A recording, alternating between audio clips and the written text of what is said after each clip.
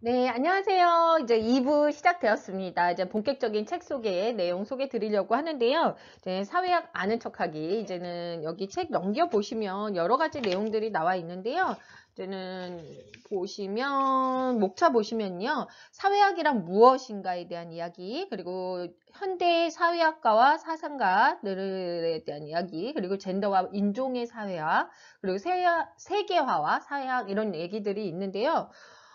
저는 사실 이제는 온라인으로 여러분들이랑 대면으로 강의를 하게 되면은 이런 것들에 대해서 토론하고 이야기 같이 하고 싶어요. 너무 재밌을 것 같아요. 젠더에 대한 이야기, 인종차별에 대한 이야기, 가미시주의에 대한 이야기, 이런 것들을 같이 하면서 좀 이야기 나누면 굉장히 좋았을 텐데, 조금 아쉽고, 이렇게 제가 영상으로 남기고 1대1로 하다 보니까 조금 이렇게 정치적인 색깔이나, 제 이렇게 뭐 강한 사상, 그런 거 별로 있지도 않지만, 그거에 대한 이야기는 조금 배제하고 들어가려고 해요. 그래서 그런 점 조금 이해해 주셨으면 좋겠고, 또 저랑 이제 이야기하면서 생각이 조금 다르다고 많이 느끼실 거예요. 근데 조금 다름을 인정하는 것도 굉장히 감사한 부분이 아닐까 싶습니다. 자, 본격적인 이제 내용 들어가면요. 이 사람 같은 경우는 누굴까요? 네. 오기스트 콩트예요. 그래서 이 사람 같은 경우 사회학에 이제 이라는 말을 만들었기 때문에 이 사람을 빼고는 이야기할 수가 없어요. 그래서 이 사람 먼저 이야기하는데요. 이 사람은 이제는 1839년에 자신의 사상을 설명하기 위해서 이 사람이 사회학이라는 용어를 만들었죠. 그리고 사회랑 과학 이런 것들을 설명하고 싶어 했어요. 그죠? 그래서 실증주의를 주된 접근법으로 활용을 했죠. 그리고 사회 정학이랑 사회 동학으로 나누어서 설명을 했는데 또 사회 동학 같은 경우는 이제 움직이는 거잖아요. 변동이나 진보 이런 거고 사회 정학 이거는 이제 고정돼 있는 거, 질서와 안정 이런 것들이 이제 콩테의 사고 체계를 이렇게 나눠서 설명하는데 핵심이 되었죠. 그래서 이 사람의 이런 사상 같은 경우는 음, 여러 가지 연구를 하면서 많이 드러나게 되죠. 그리고 전문화돼서 나중에는 기능주의라는 개념을 토대로 사회 시스템을 산업사회에 굉장히 조화와 안정을 가져온다고 이렇게 믿었었죠. 그죠? 그런 부분에 대해서는 조금 많이 아시고 있을 거예요. 그리고 이 사람 같은 경우는 이제는 프랑스에서 태어났죠. 그래서 프랑스 혁명 막바지에 태어나가지고 프랑스의 정치적인 급변이 계속 이렇게 계속되면서 혼란의 시기에 살았어요. 그래서 프랑스는 그가 태어나서 죽을 때까지 이제는 안정적인 정치 체계를 이루지 못했죠. 그리고 사회적인 산업화가 이렇게 이루어지면서 혼란은 굉장히 더해졌어요. 그래서 꽁트는 이렇게 좀 혼란스러운 시기를 살아서 자연스럽게 사회 안정이나 개선에 관심을 가지게 됐던 것으로 보이죠. 그리고 콩트에 져서 실증 철학주의 같은 경우는 철학 아까 전공하신 분 있다 그랬는데 그분 아마 읽으셨을 거예요. 이 사람이 사회학 원리를 가장 창안했던 거죠. 그 저서 안에서 실증 철학강이라는 책에서. 근데 이제는 이 사람이 이제는 이렇게 많이 노력했음에도 굉장히 비난이랑 비판을 받았어요. 결국에는 이제 학계에서 굉장히 고립되게 돼서 이 콩트 같은 경우는 자신의 후기 저작에서 실증 정치 체계라는 체계인가? 이게 제목이 잠깐 생각이 안 나요. 실증 정치 체계였던 것 같아요.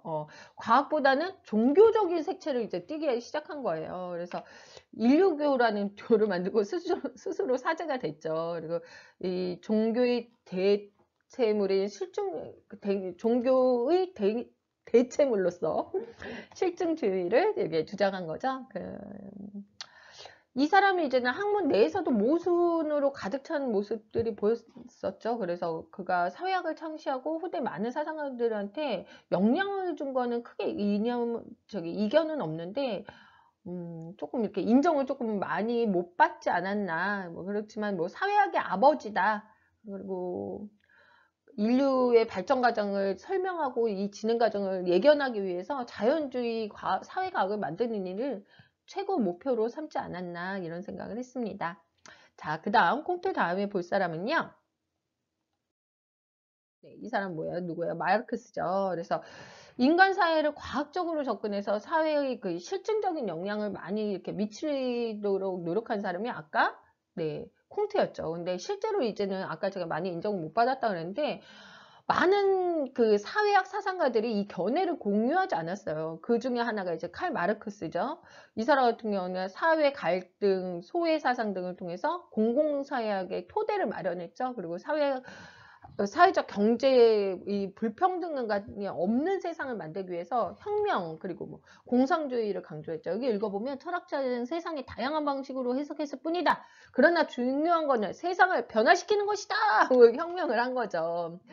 네, 그래서 이 사람은 공공사회학의 이제 토대를 마련했죠. 그래서 이제는 뭐 사회 갈등, 뭐 소외 사상 이런 것들을 토대로 이제 만들었게 됐죠. 그리고 사회적 경제적 불평등이 없는 세상을 만들기 위해서 이제는 아까 말씀드린 혁명이랑 공상주의를 이렇게 강조하면서 노동자 계급의 관점을 계속 이제는 고려했죠. 그래서 이 사람이 이제는 뭐 말한 것 중에 뭐 굉장히 여러 가지 있지만 뭐 종교는 모든 인민의 아편이다. 그래서 약간 콩트를 이제는 깐 거죠.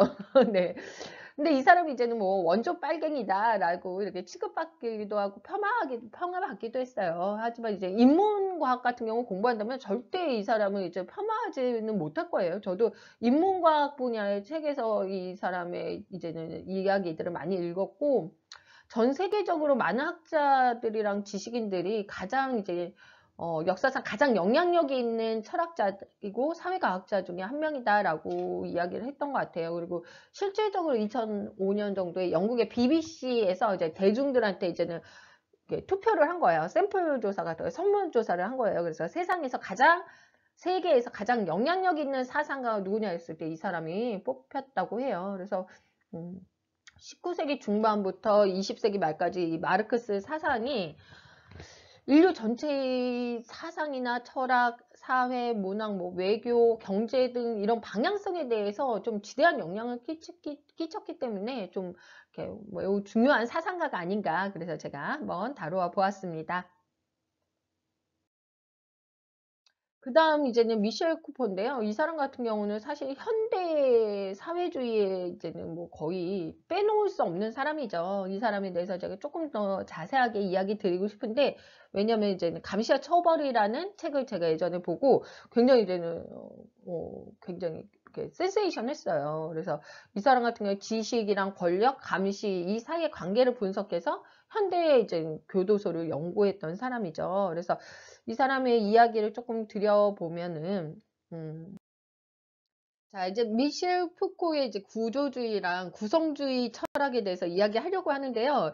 자, 이 구조주의나 구성주의 이야기하면서 사실은 공개처형에 대한 이야기부터 시작하려고 합니다. 웬 공개처형인가 싶으시죠? 네, 공개처형 이야기 같이 한번 해보도록 할게요. 자, 이제 공개처형 이야기 드리면서 이 만화 먼저 제가 화면 띄웠는데요. 이 만화 아시나요? 네, 이 만화 같은 경우는 이제는 해적왕이라고 불리는 인물 골드로저가 나오는 원피스라는 만화예요. 이제는 이 골드로저의 처형식 장면인데요. 이 사람 같은 경우 부와 명성, 권력들 이제는 이런 것들을 모두 넣었지만 세상에 모든 걸 넣은 거죠.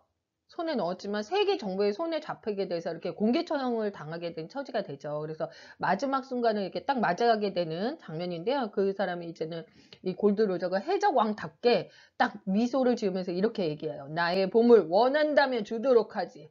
잘 찾아봐. 이 세상 전부를 거기에 두고 왔어. 이렇게 얘기를 하죠.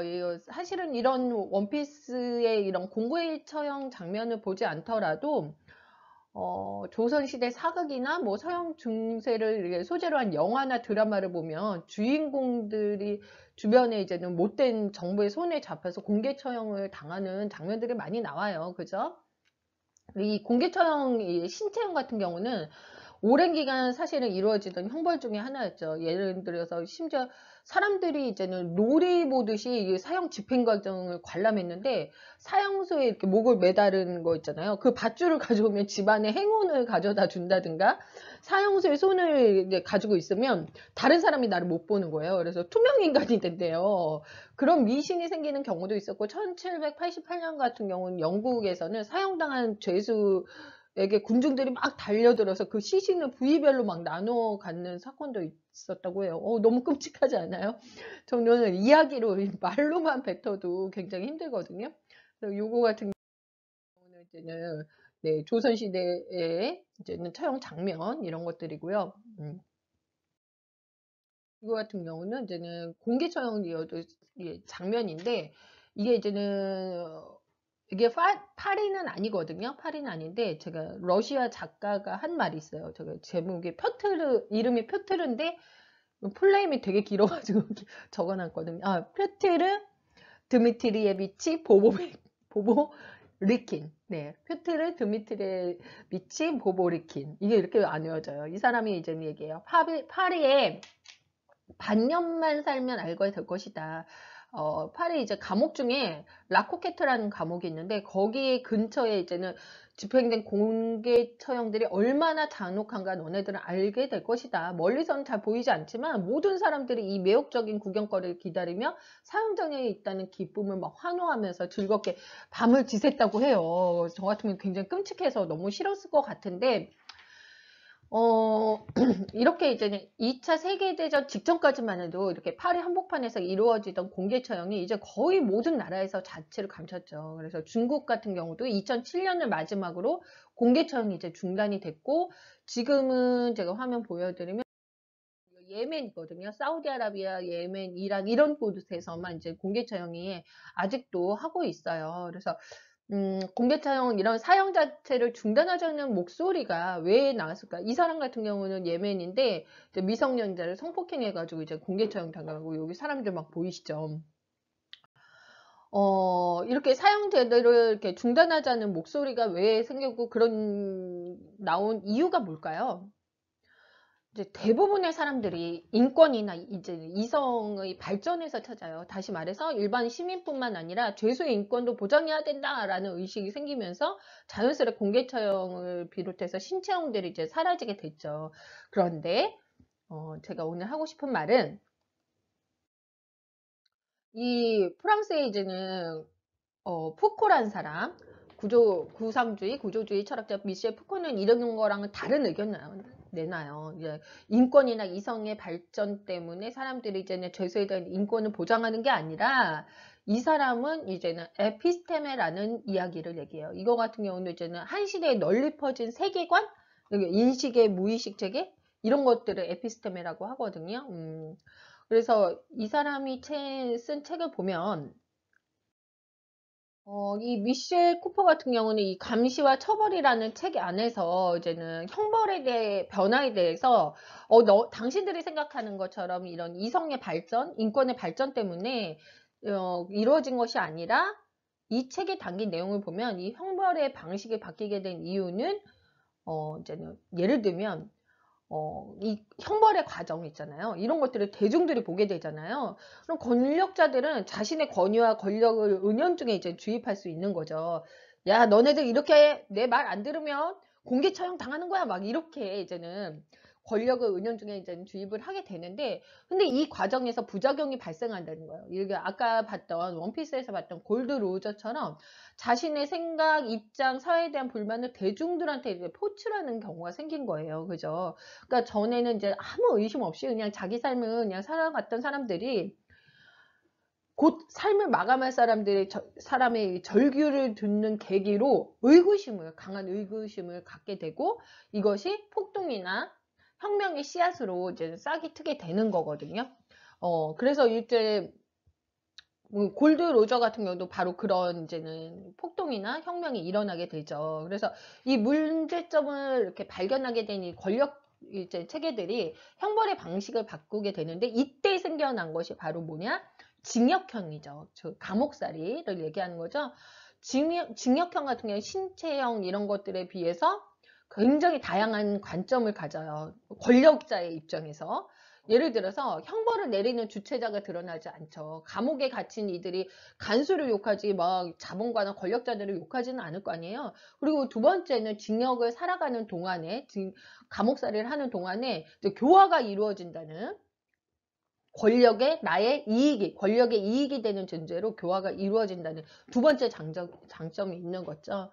그래서 이 푸코는 권력의 영향력이 다양한 방면에서 이렇게 작용되어 있다고 이렇게 생각을 할 수 있었죠. 그래서 아까 말씀드리다시피 이제는 원피스에서 보면은 골드로저가 마지막 날은 말을 딱 남기고 형장의 이슬로 이제 사라진 뒤 사람들이 열광하면서 바다로 달려나가게 되죠. 이게 바로 뭐가 생기는 거예요?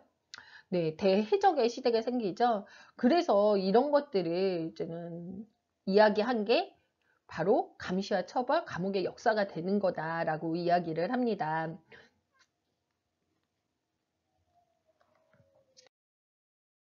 이거는 이제는 감시와 처벌에 나오는 원형 과목이거든요. 그래서 영국의 공리주의자랑 자인 그 벤담이 이제는 설계한 과목이에요. 이거 같은 경우는 이제 푸코의 아까 말씀드린 그 권력 이런 거를 규율 권력이라고 할게요. 그거를 압축적인 형태로 가장 많이 보여주는 거예요. 이거는 전체의 공간의 배치나 세부적인 배치 이런 것들이 사실 숨어 있는 권력의 모습들을 좀 보여주게 되거든요. 이렇게 권력이 이제는 미세한 정신 영역까지 이제는 막 침투한다면은요, 이 원형 감옥에서 감시자의 존재는 더 이상 권력 관계의 핵심 요소가 안 되는 것 같아요. 그래서 감시자가 누구든지 심지어 감시자가 없더라도 원형 감옥이라는 이 거대한 기계 장치 속에서 권력이 자동적으로 작동하고 개인들을 통제해 가기 시작하는 거죠. 이 기계 장치 같은 경우는 감옥에서 사실은 이 시작이 되었지만 감옥에 한정된 건 아니거든요. 요새 사회에서 접목시켜 보면 끊임없이 이제는 반복되면서 병원이나 작업장, 학교에서 이 형식들이 이제 변형되고 차용됐다는 그런 이야기들이 나오게 되는 거죠. 그래서 우리가 지금 살고 있는 현대에서도 이런 것들을 한번 좀 생각해 볼 수 있지 않을까 이런 생각이 듭니다. 자, 이제 다음 시간에는요, 제가 다음 차시랑 같이 읽으면 좋은 책들 같이 소개해 드리도록 할게요. 3차 시에 만나겠습니다.